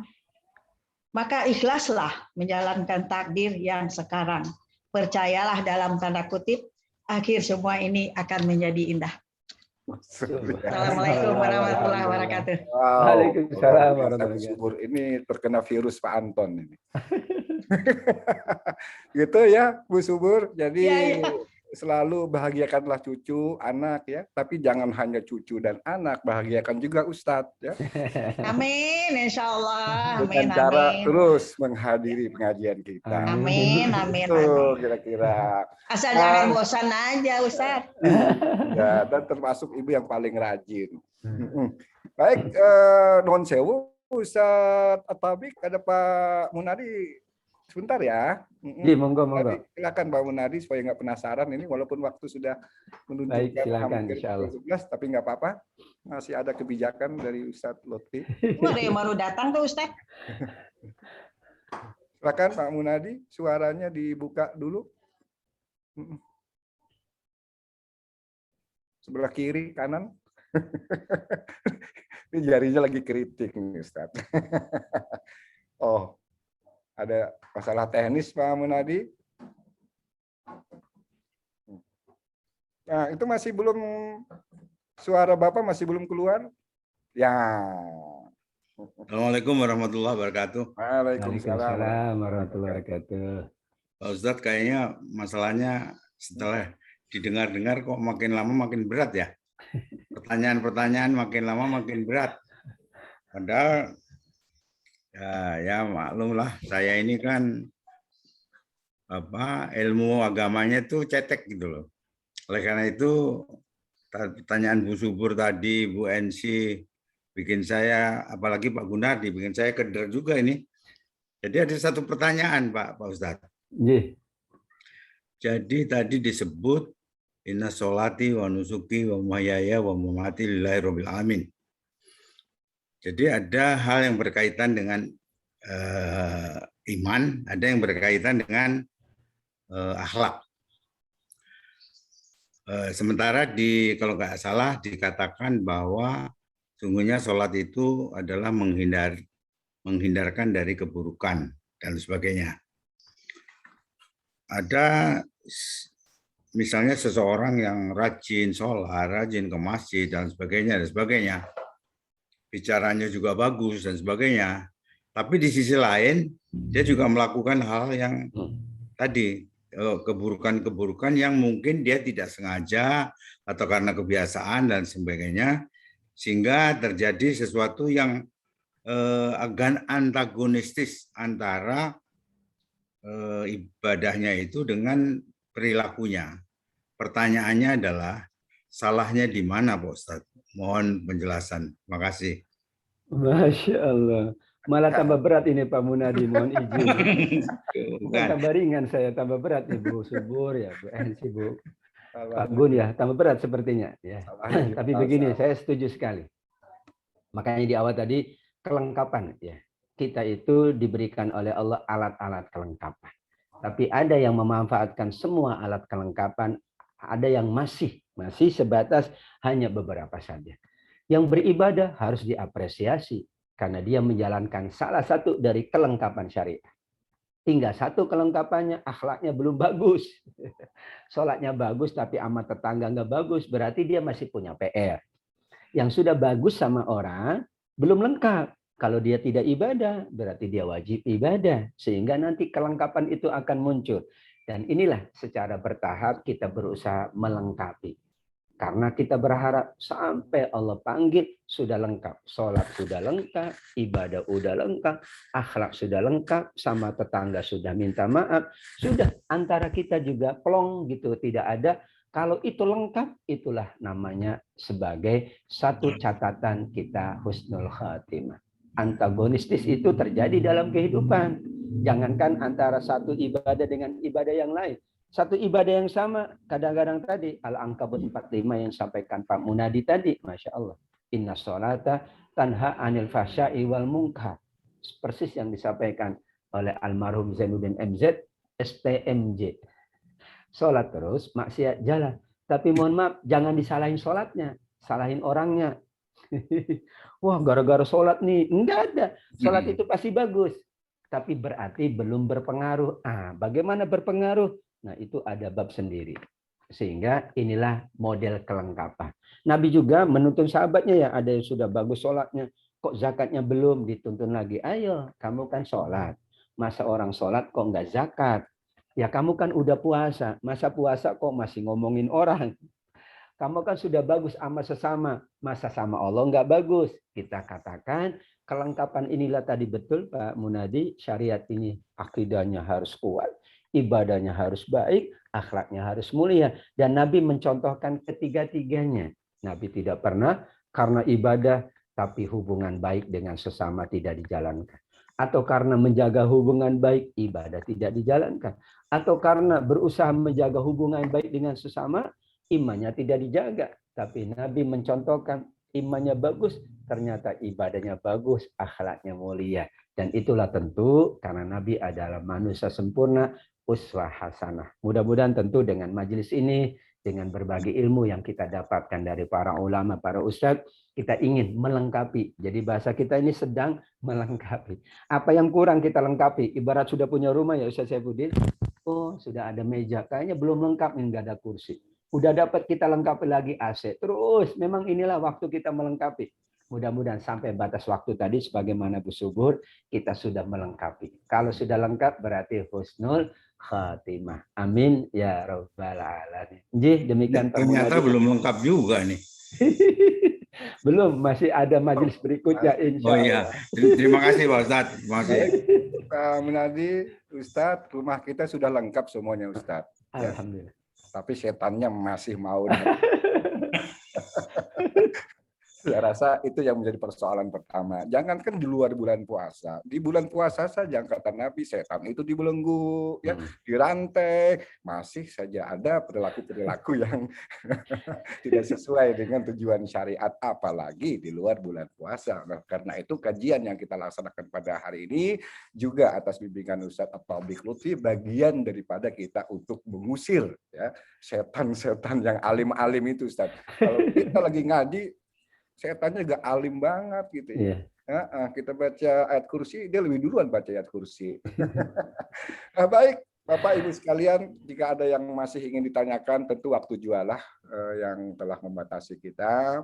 Insya Allah di waktu-waktu yang akan datang, kita akan bertemu lagi dengan Ustadz At-Taufiq Lutfi, karena beliau sengaja tidak semua dikeluarkan. Masya Allah. Masih banyak yang disimpan, mau Ustadz bagi-bagi. Tidak mungkin dikeluarkan dalam waktu yang relatif 1 jam. Saya masih banyak bertanya itu, tapi waktunya udah nggak ada, ya udah simpan aja dulu. Disimpan dulu Ibu, disimpan, jangan dikeluarkan. Nanti pada waktunya Ustadz akan hadir lagi. Ya, mudah-mudahan yang ilmu-ilmu yang kita dapatkan tadi, insya Allah walaupun tidak dapat semua, paling tidak ada embernya basah sedikit, Ustadz ya. Nah, inilah salah satu cara kita. Insya Allah ada bekasnya, Ustadz.